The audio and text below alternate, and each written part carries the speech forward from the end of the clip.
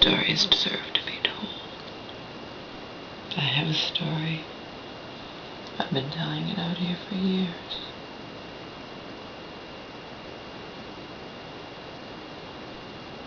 The man was on the ground. And I know a lot of police brutality happens, but this, sometimes you can give the police the benefit of the doubt. This man had no weapon. He was on the ground.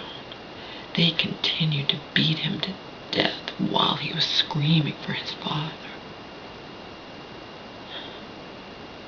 There's no benefit of the doubt. I hope those cops went to jail. I stopped following the case because my whole life fell apart. But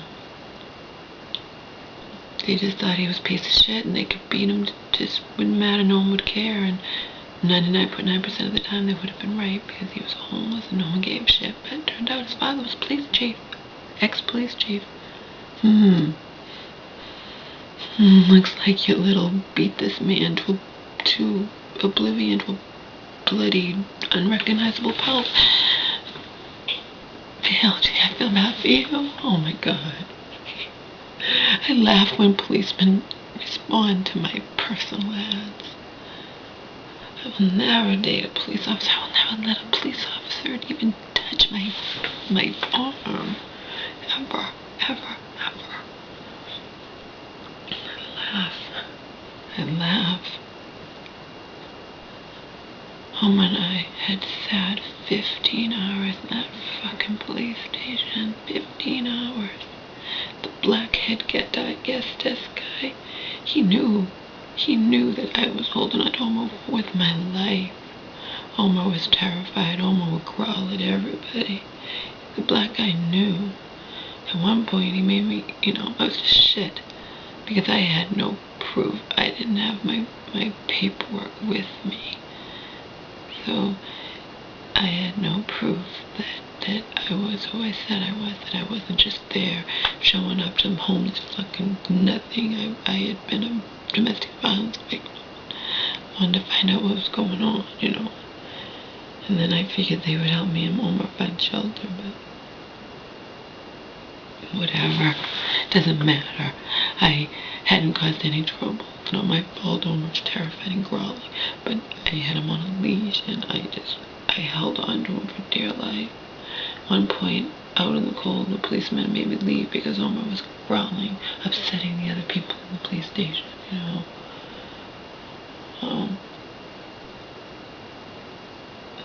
But whatever. My life had turned to a nightmare. But I left. Finally was that guy was leaving. He'd been there all night.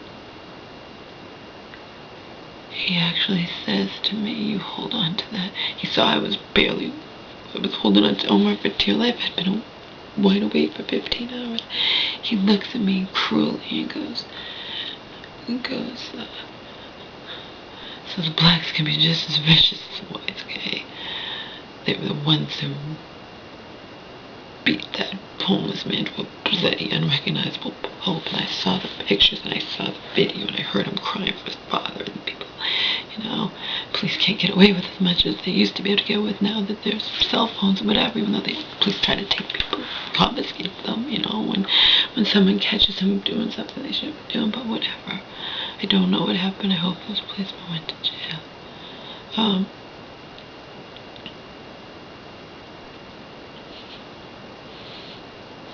That black guy, older, heavy-set black guy, actually looks at me. I could see him. 15 hours I'd sat there. He knew that. He knew how long. I'm sorry, when he left, it wasn't 15 hours I'd been there. It was 12. It was 7 p.m. and he left like around 8 a.m. in the morning, something like that. I ultimately sat for all the way till 10, but all night I'd been holding on to Omar for dear life. So Omar that guy actually says to me when I'm leaving, viciously, cruelly, "You hold on to that dog or I'll shoot him."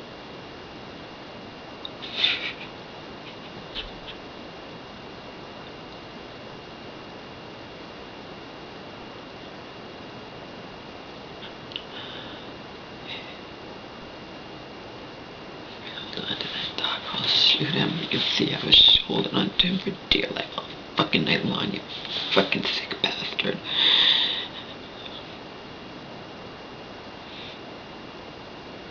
Sick. So fucking world makes me puke. Makes me puke. And so many of you revel in those Friday 13th and slasher and Saw movies and all that. You make me sick. This whole world makes me puke. Don't leave. The world needs you, Laura. That's what Dr. McGovern said to me. Yeah, well, Donald Wood, you know, the bastard monster, whatever, I wound up staying with for so long, and I don't know why. If I see a therapist, will a therapist tell me why I stayed with this man? It wasn't out of love. It wasn't like we had kids. Although once we had Omar, I mean, that was my kid, and whatever. Oh. Can a therapist tell me why? I know why, because the person destroys your self-esteem, and I've been abused one way or another my entire life, so it's easy for somebody to get his claws into me. And Donald was smart. Donald was an idiot. Wasn't an idiot, you know. He knew every trick to use. Even his own mother said, "You're treating her like her father treated her," you know. Speaking of Donald's mom,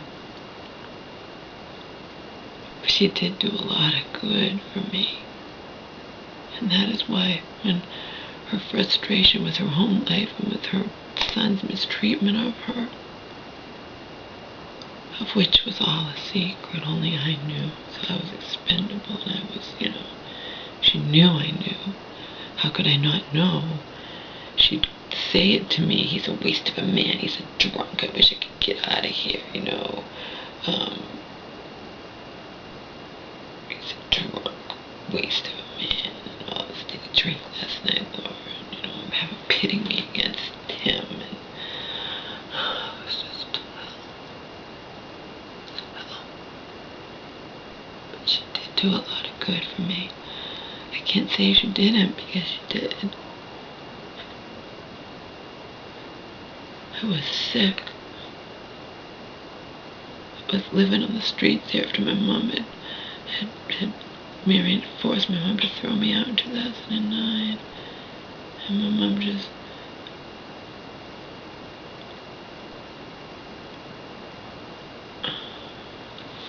Anyway, I was sick, literally. Coughing, hacking. Had no money to buy cough medicine. I was staying with this guy who ultimately turned out to be a jerk, but in the beginning, you know, I was staying with him platonically. He was supposedly super religious. In the end, I don't believe that at all. Not after what he did to me, but whatever.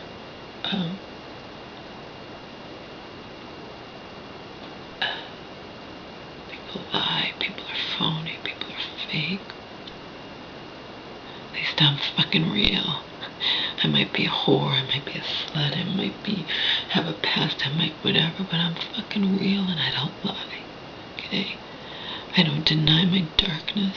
I don't embrace it, but I don't deny it, okay? I don't deny it. I don't hide it. I don't pretend it's not there, okay?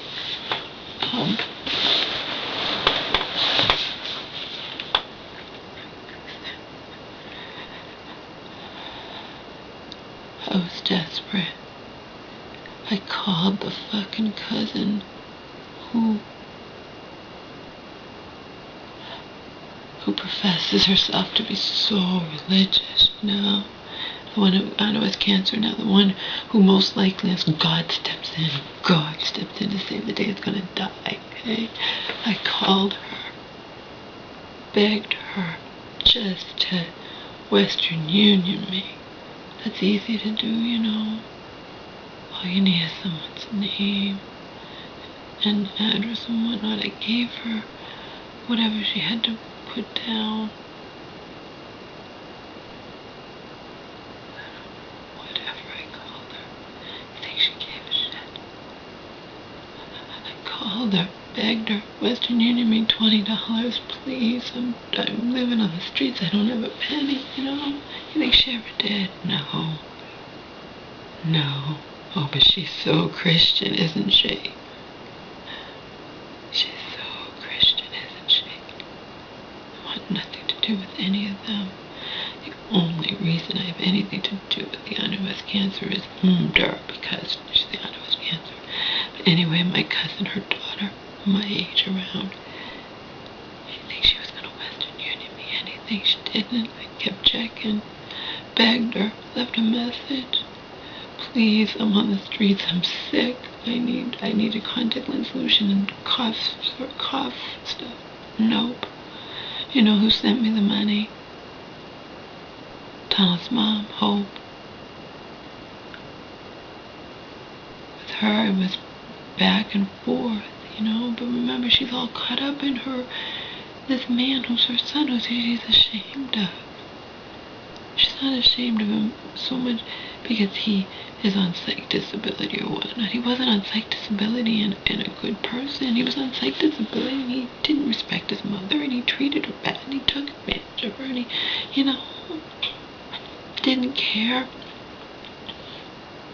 that she busted her ass working, and he's a computer expert. He fixes computers for a living. He could do it more. He didn't want to. He's lazy.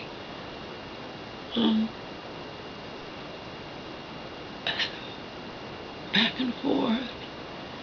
She could be good to me and then just turn on me, and in the end, because she was my only friend, she was the only reason I wasn't, once I got back to California, escaped here.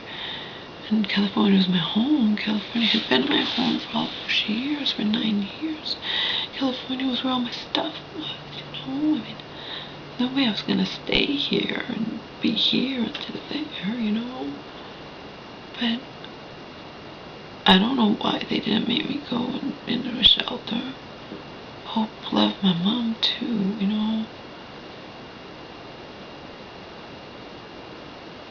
But when she eventually turned on me, and I know it had a huge deal. I mean, it really, she turned on me because she was frustrated with her son and frustrated with her life, and she stopped making this much money at what she does for a living, and that just, you know,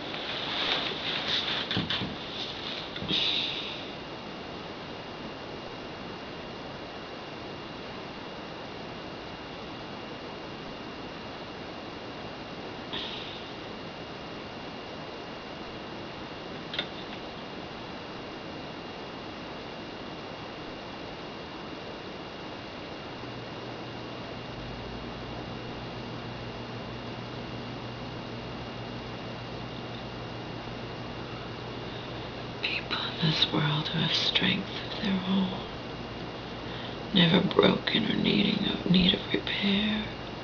There are some in this world who have strength of their own, never broke or in need of repair. But there are some in this world who can't do it alone. So something and take special care from smash.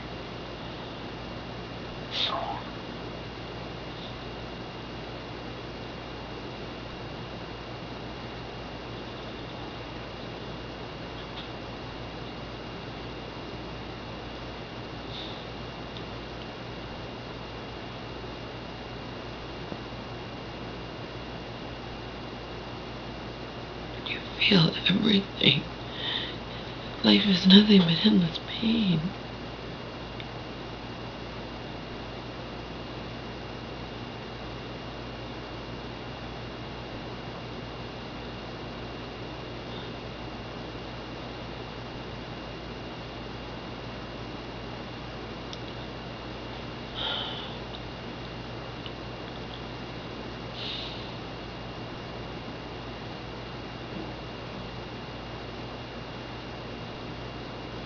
I can't be hard.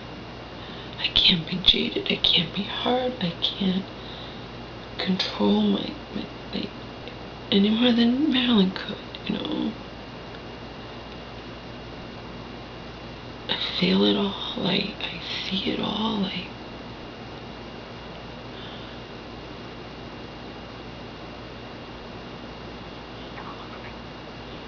shield, that's the word. I was trying to come up with a word. I can't shield myself from the truth. But I won't, I won't put my mom down because she wants to shield herself from the truth. She didn't want to watch Sarah's Key. Okay, you don't have to, Mom. But it's reality. It happened, You can't deny it. In college, I read this book.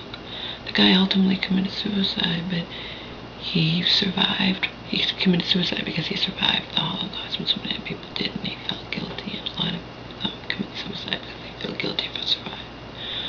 But he talked about a different side where in the camps they actually turned on each other. When it comes to survival, they were all in the same boat, but they ultimately turned on each other and would, I forget it now.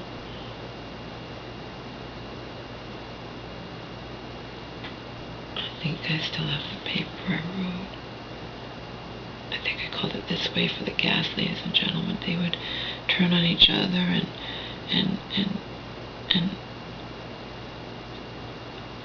lead their own to the gas chambers, or some of them, I guess, would have more prestige, or if they helped, I don't know, I forget now.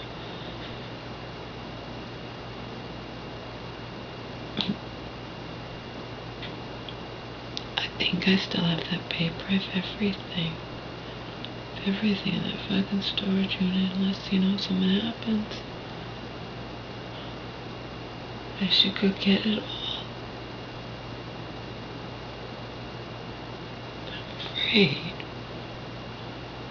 I'm gonna keep paying it, but I'm afraid to go get it all.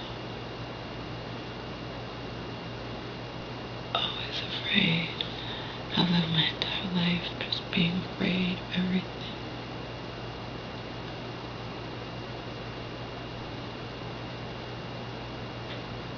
I forget what the damn book's called. I don't think the book was called This Way for the Gas, ladies and gentlemen. I think that's what I titled my paper.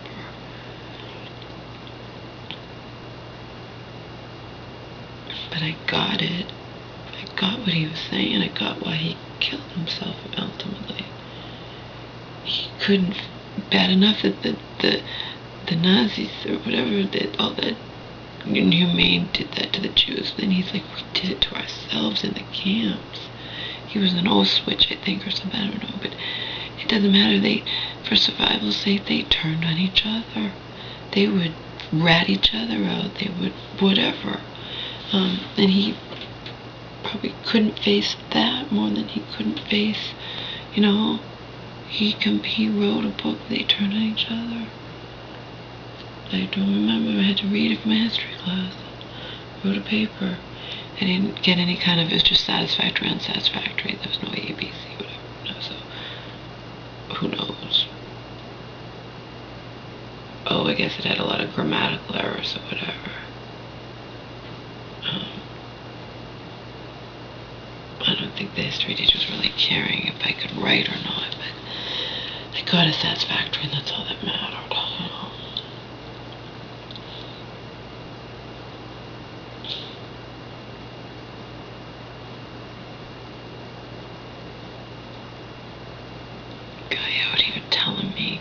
Not saying I think, but telling me I have Asperger's. From what I know of Asperger's, when I was reading it, if one of the key things is that you don't have the ability to have sympathy or empathy for people, then I do not fucking have Asperger's. But whatever. Sarah's Key. I don't know if it's a true story. Stories are very powerful. So majestic writing. It was an excellent movie, but it's a true story.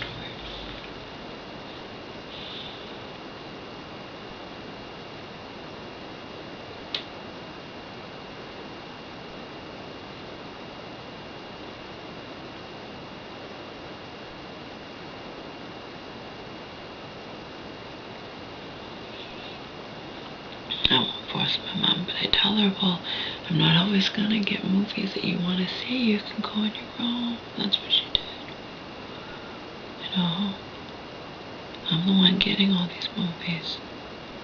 Were it not for me, she would be doing nothing but watching those vapid, idiotic sitcoms that I have to watch sometimes. And I just, like Two Broke Girls. Ugh.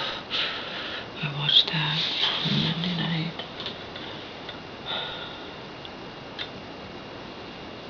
The math shows. So idiotic, so bad. Whatever. I do like some sitcoms, but I like them to have a little bit of meat to them, a little bit of, you know. There's not too many sitcoms I've liked in my life. Cheers, Scrubs, Friends, Frasier, Will and Grace, Seinfeld. Not too many.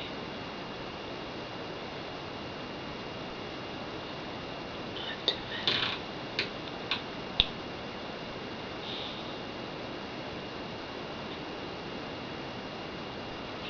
You already know I like 2.5 Men. 2.5 Men is clever. It's clever, it has depth to it, it has insight, it's real.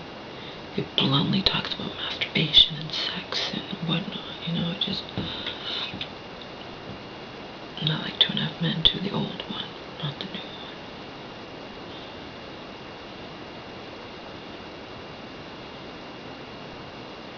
It's not that my mom won't watch a deep movie, she doesn't want to watch anything upsetting. You know, I understand that the Holocaust is very upsetting, but we can't deny what upsets us because it happened. It happened. Man's inhumanity to man.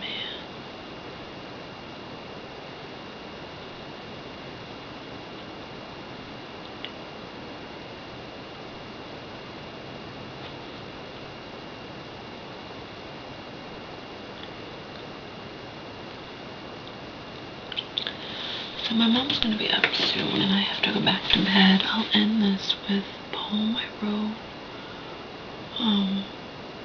I've already put it out here. Oh, by the way, I'm going to take off of private. I put all my videos on private, but I'm slowly taking them off.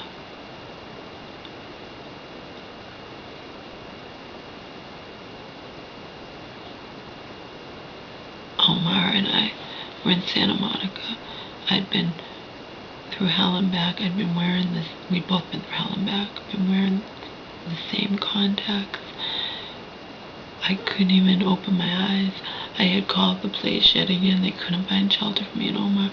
We had just spent a weekend in the hotel, but the disgusting little, you know, grungy hotel, whatever. Omar had been spending hours and days me looking him around in the carrier. I don't know how I did it. I wanted to just collapse. I just wanted to collapse and start screaming, but I couldn't do it.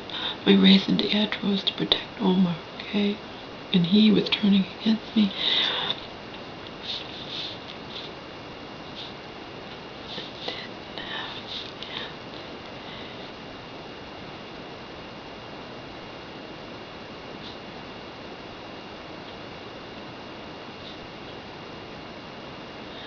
Oh no, this was before I wound up. This was when I went all this, when I got my mom's money, when I stayed in that hotel, but I stayed up for days, lugging Omar around, and I didn't have pants, and Omar kept scratching me, I was bleeding, and oh, it was just hell.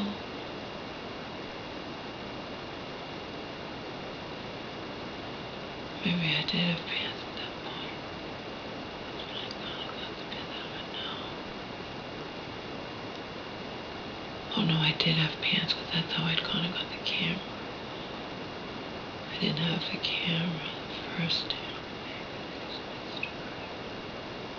When I first ran, Anyway, the video was horrible.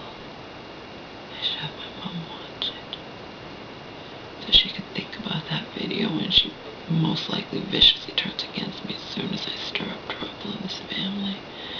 Something I have every right to do, but still ain't gonna be easy. Like my shelter friend bluntly said, it's gonna get ugly no matter how you look at it, no matter what. It's gonna get ugly. I know. I need my mom to watch this and understand. But you guys need to understand that my mother defied Marion and sent me money because Omar and I were on the streets and in danger. Do you get it? Defied Marion. She shouldn't have to defy Marion. Power of attorney relationship is not supposed to be I have total control over the person I have power of attorney over. And my mom shouldn't have to defy Marion to send her daughter, to send my mother loves me. The only reason she was able to send me money is because she'd been saving up her little bit of money she would have had to do over a year to get her teeth done because she was afraid to. It's just ridiculous. This thing with Mary and my mother. It's just ridiculous. It's ridiculous. It's absolutely ridiculous. Even when it's completely separate from me. I was in LA. I need my teeth. Ask Mary for money. No, I'm afraid, or I can't. I'll just save up my little bit. Meanwhile, my mom's teeth got more and more. Her teeth are horrible anyway. They got worse. She now needs $4,000 worth of work done on her teeth.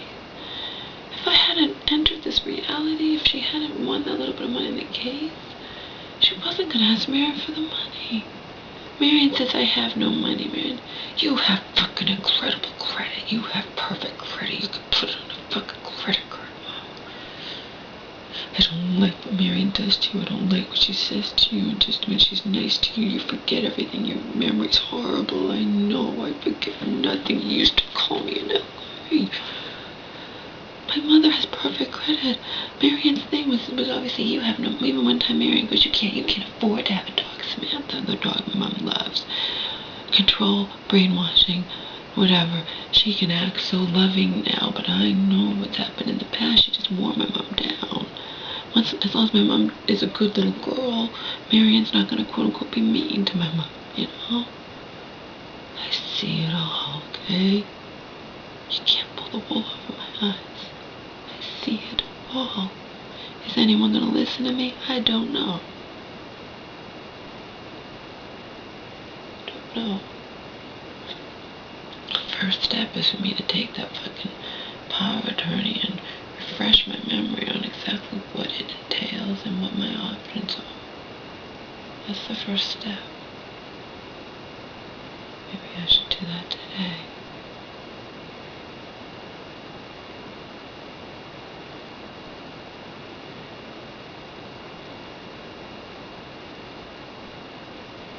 Daughter's on the streets with your daughter who you love, and the dog with the dog who you love. She's going through hell. She finally escaped the abusive, dysfunctional situation she was in. And you can only send her money because by defying your half-sister who got this control over you behind your back. And it's all bullshit. Smoke and mirrors. It's all fucking bullshit. It's all bullshit. It's all fucking bullshit.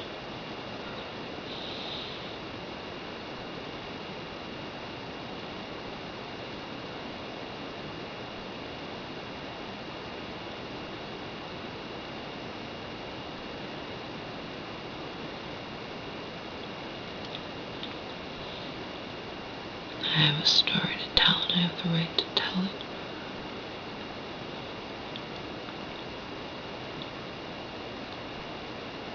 I wish I had no story to tell. I wish I'd grown up in a nice, adjusted household and had gotten married and had kids and was normal and normative and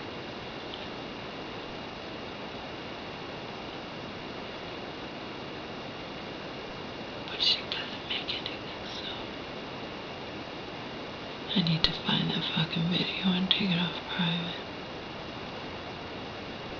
You need to. That's what I need to do. I'm gonna change its title and put, if you care about me, you need to understand where I came from. If you care about me, you need to understand exactly where I came from. Not just from my childhood, from recently, from over the past 4.5